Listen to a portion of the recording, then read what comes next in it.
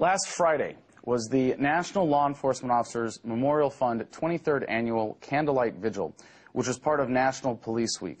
I was hoping to catch up with a few members of Law Enforcement Against Prohibition to interview there, but got lost in a sea of cops.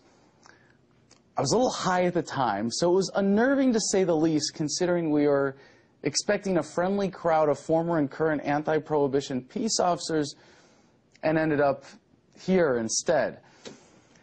Yes, I failed to do enough homework and ended up deep behind enemy lines. However, as any good spy would, I decided to get interviews with the police officers in attendance.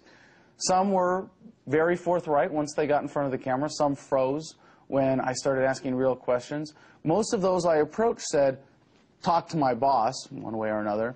And I ended up interviewing some pretty high-ranking police officers. But then we noticed that Attorney General Eric Holder was at the event as well, as a guest of honor, seated right by the podium.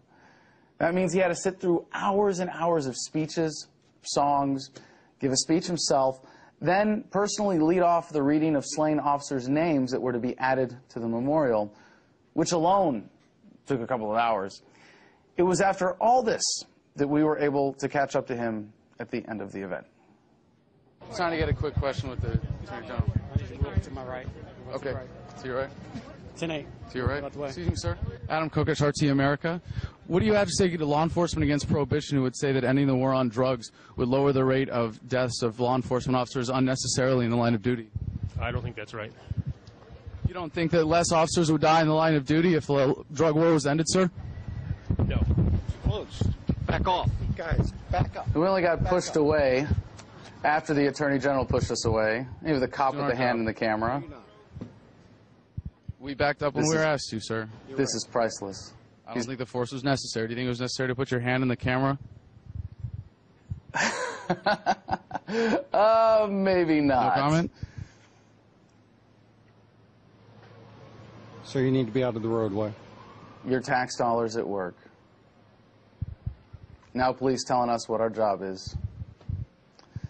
While the man in the suit is escorted away and drives off in a black SUV, never to have to answer to the public. This is the man in charge of the United States Department of Justice. This is the measure of the failure of our entire legal system in this country. The man cannot even face basic facts. You may be entitled to your own opinion of the drug war, Mr. Holder. You may go against the stated policy of the Obama administration and continue raids against state legal medical marijuana dispensaries. You may ignore the Second Amendment. You may refuse to prosecute the crimes of the Bush administration. You can let the Black Panthers violate civil rights. You may dispense of the Constitution you swore an oath to in your own heart. But you are not entitled to your own facts.